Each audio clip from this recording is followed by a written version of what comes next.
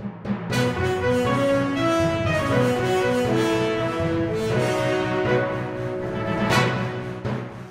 everyone, Aidan is here. Thank you for joining us for another video of the 3D printing experts. Today I'm here with special guest, Joel Telling. I hope that I'm saying the last name right. It's perfect. He was very kind to make this interview with me. And Joe, introduce yourself. Go ahead. Okay. My name is Joel Telling. I host a show called 3D Printing Nerd on the YouTubes. And our aim with the show is to inspire and educate others, all while having a really good time. And so my content is very family friendly, and it appeals to anyone 8 years old to 80 years old. And we just want to get more people interested in the art of making and creating with a preference of starting with some 3D printing, we'll say. Great. I have to ask you, Joel, how did you start using 3D printing? Christmas of 2014, I got my first printer. My wife and kids got it for me for Christmas. I'd always been a geek and a nerd. You know, I mean, I grew up taking things apart, putting them back together. I took electronics classes in high school. I've taught myself all sorts of software stuff. So I'm just a general nerd, as you will. And it just seems appropriate to get a 3D printer for if you're a nerd at the time. I guess that was 3-4 years ago. Now it's even easier to get one. But my first was back in Christmas of 2014, and that's how I got started, just as a gift. Yeah, it was. I think back then it was like way more expensive than what is now. It's comparable. It was a FlashForge Creator Pro, and it was picked up from Amazon.com for $9.99. And if you compare that to what's available today, it's not horribly out of line, but you can get bigger and better bang for your buck for $9.99 nowadays than you can back in 2014. I totally get it. And can you describe your first time experience with the 3D printer? Oh, sure. I read the instructions. I leveled the bed. It had Kapton tape on the bed, and it came with 2 spools of ABS. And now thinking back, I'm like, wow, ABS was my first material to play with. So that was kind of fun. I loaded it up, and I printed the demo model, which was a 2-color traffic cone, and it worked, and I loved it. Wow, it seems like it was very good experience at the beginning with 3D printing. Yeah, there were no problems. No, it worked. It worked great. I still have that cone somewhere too. Yeah, wow. And how complicated it was for you to use 3D printing at the beginning? For me, it wasn't very complicated at all. I'd been a member of certain Facebook groups and forums, and I had researched a bit, so I had a general idea. Plus, I mean, I'm technologically capable, so I'm not approaching it from a complete newbie standpoint. I have this base knowledge of how things work and technical things in general. So to transfer that into 3D printing, it was just a matter of learning some basics and then running with it. So it wasn't hard for me at all. How long it took you till you mastered all of those parameters, you know? Has anybody really mastered all those? Yeah. As far as I know, that like 3D printing consists so many parameters that you need to know if you want like to master and get the best out of your printer. So how long it took you to master all of those? Well, I mean, I'm a student just like everybody else, and I haven't mastered quite anything. I continually find good machines, good filaments and settings that seem to work with those. And so, I mean, I was able to get good prints off my FlashForge Creator Pro right at the beginning, but that's because it was brand new, it was tuned, and I read the instructions. But believe me, I had my share of failures. Still do. Yeah. So like where did you start learning 3D printing, using 3D printing? It's like was only the instructions or in other platforms as well? I found articles online, and I was a member of some Facebook groups that talked about 3D printing, and that's really where my base knowledge came from. Yeah, that's great. And what was your first print back then? It was the two-color traffic cone, that ABS. It was white and orange, and that was my first print. And like I said, I still have it somewhere. It's probably in the garage somewhere. Yeah. It's really exciting that your first print was two colors. It's not it's not that easy, but No, well, I mean, the whole point of getting that machine was because it was dual extrusion, and so I just went for gold and tried dual extrusion right from the beginning. And it worked. Nice.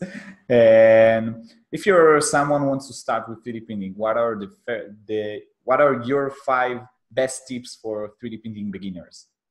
Ooh, that's good. I don't have 5 best tips for beginners, but if you're going to start in 3D printing, I mean, do your research, talk to others who you trust, and don't be afraid to break stuff.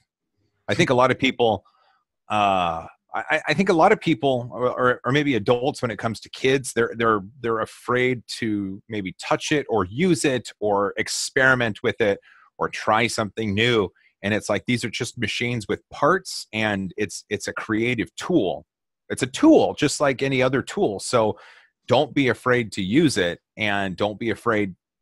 I mean, you may break it just like with any other tool. People break drill bits and dull blades all the time.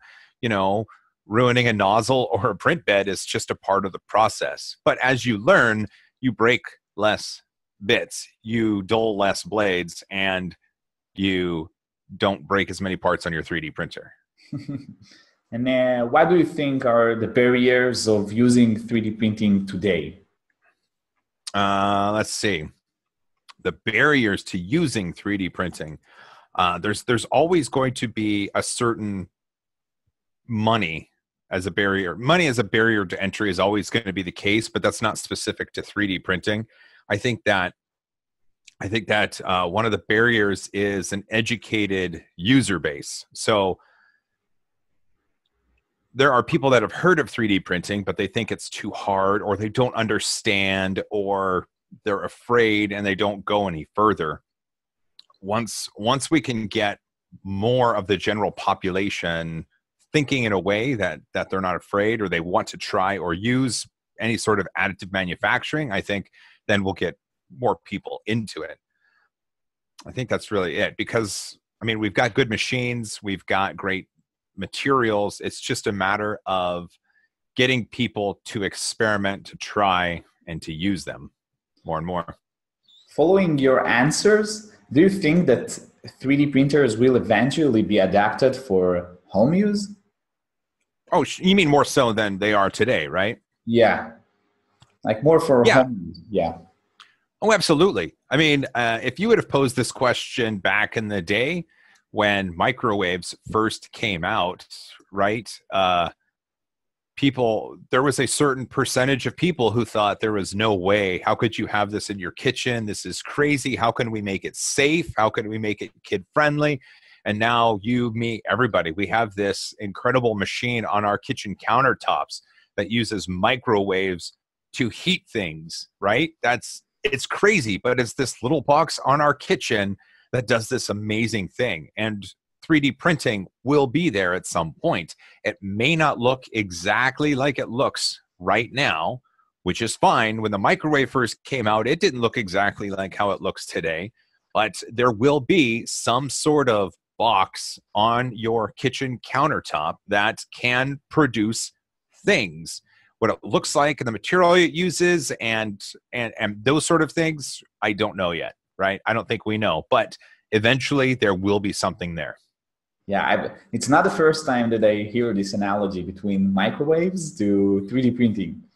That's not the first time, which is funny. Well, it makes sense though, right? Because the microwave itself is, I mean, there's this protective glass on it, and if you expose yourself to microwaves, it's going to cook you from the inside, you know, regardless of how smart you are. So it's incredibly dangerous, and it's incredibly dangerous what's going on inside that microwave, but it's contained and it's safe and it's useful. So we just need to get 3D printing to that point. And to get it there, there's going to be a number of factors, a number of things that are going to happen, but I think it's going to get there. That's my thinking. So in those answers, what do you think is missing in the 3D printing industry in terms of hardware and software? That's a good question. Hardware, I'm not really sure of. I'm not a big hardware guy. So, I mean, I understand 3D printers. I understand their hardware. I understand what's being used and why it's being used. But I think that's essentially where I'm at. Software-wise, though, we need to refine the user experience. Like the Prusa machines, as an example, wonderful machines, iterated upon, and incredible things are made with them, but the interface itself is still not something that's made for a wide general audience. Or you take, for example, the Ultimaker S5, a robust, rather expensive machine that can produce great stuff, but it has this incredible interface via touchscreen, full color images, easy to navigate. It's great. We need to, and I'm not saying put an Ultimaker interface on a Prusa. That's not what I'm saying. What I'm saying is we need to find that middle ground somewhere. We need to find the easy to use user experience that appeals to a more general audience, coupled with a robust set of hardware that can consistently produce great results. So if I get it right, you think that what is missing in terms of software and hardware is the user interface that it will be more for the mass? Partly. That's part of the picture. Yeah, that's part of the picture, right? Because you have to make it easy for someone to use regardless of how much they know. You can require some studying, some intelligence. You can require some sort of knowledge in the area before someone can use it. I mean, you can't just go pick up any tool in the shed without at least knowing a little bit of something about how it works and how not to hurt yourself with it.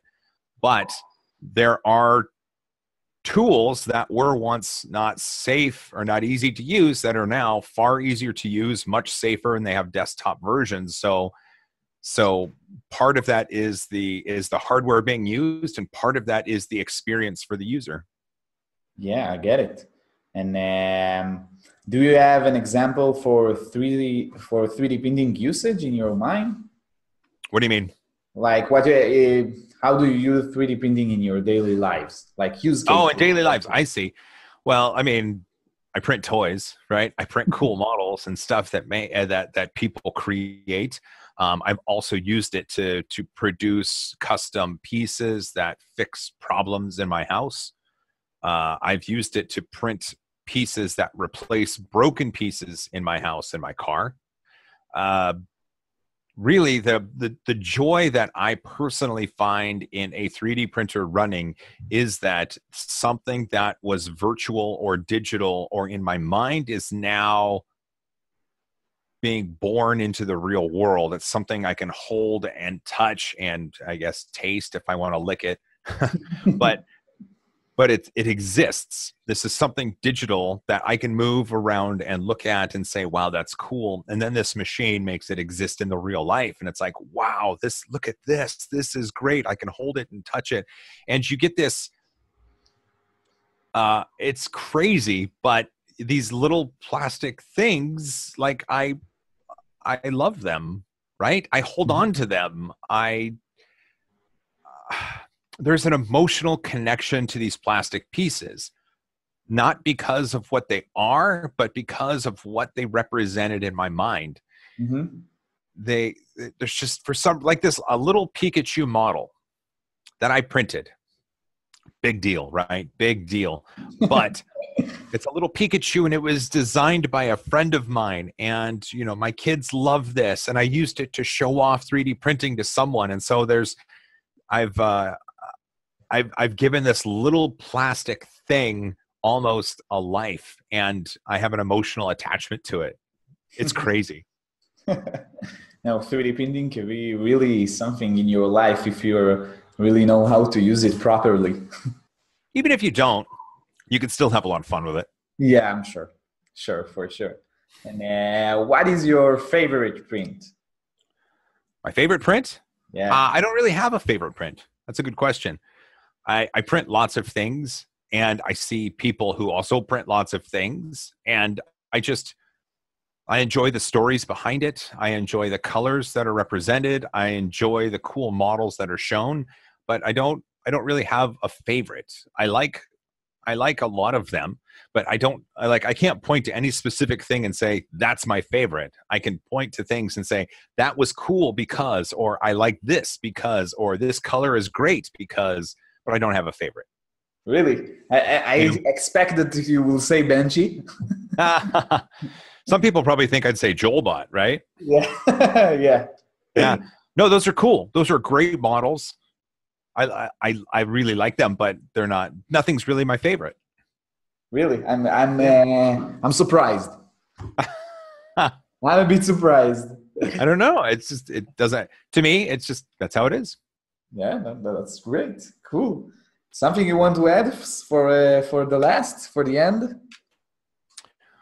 I'm good. I'm just excited to talk to you. It's fun. It's always interesting to give my perspective on things and to possibly inspire others to use this technology, to get into it, to possibly improve it in the future. I like to tell people that it could be that a video that I've made or a piece of content that I've produced inspired the kid who grows up to change the world. And so I'm just going to keep going. I'm just going to keep going. I'm going to keep trying to inspire and educate. I'm going to keep talking to people such as yourself, and we're just going to make the world a better place, one print at a time. You cannot stop making content. It's super valuable. I don't think even if for some reason I didn't have a YouTube channel, I'd probably still make some content somehow. Yeah. How did you start with your channel, by the way? When? Yeah, no, not when. How did you came up like, I want to start with YouTube channel that's related with 3D printing world? Oh, well, I had my first printer and I had made stuff with it. I started an Etsy shop where I sold 3D printed cookie cutters that I made. But then I wanted to create something. I have a GoPro, and I wanted to create a rig for it so I could hold it with two hands, because if you hold a GoPro with one hand, you've got these weird rotations. And if you hold it with two hands, it's sturdier. You can move and point the camera. It's easier. And so in OpenSCAD, I designed a GoPro rig parts that I could then attach via nuts and bolts and put on my GoPro. And I wanted to detail that. I wanted to show people how it was done, how someone such as myself could use something like OpenSCAD to create these models and then attach them and put them together. And so I thought, well, the best way would be to start a channel. How about a YouTube channel? I'm a nerd and I like 3D printing. So how about 3D printing nerd? Well, let's make a few videos. And that's how it started. That's a good start. It's not a bad way to start, right? I mean, that's not a bad origin story. Did you expect it's going to be like such an enormous? No, not at all. In fact, when I worked at Adobe, I had started my channel during the time that I'd worked at Adobe, and my coworker right across the hallway from me, he could remember when I came into his office and was like, "Hey, look, I just got my 10th subscriber," or "Can you believe it? I broke 100 subscribers," or like when I had my my Harry Lion video that went completely viral, I was like, look at this, this has 1 million views on it, right? I can remember going into his office and just being all excited about it. And now I think, I'm doing this full time. I still maintain contact with a lot of my former coworkers, but I think I've given him 2 different 3D printers because he likes it now. And so he gets to make stuff as well. I have to say that I'm a bit jealous on your background. Like I see your background and I just want to take it all. Show off. You need to show off. There's some, you get to see some Halloween prints there that are going to be on the video I'm filming later today. Oh, spoiler. Spoilers. Yeah. Nice. Really, really like those. All right. So Joel, I want to say thank you for spending time with me. Thanks for the fun interview. I really appreciate it. Yeah, me too. I'm not taking it for granted. I know that you have a lot of things on your mind probably. So thank you for your time. And guys, I hope to see you in the next video. Bye.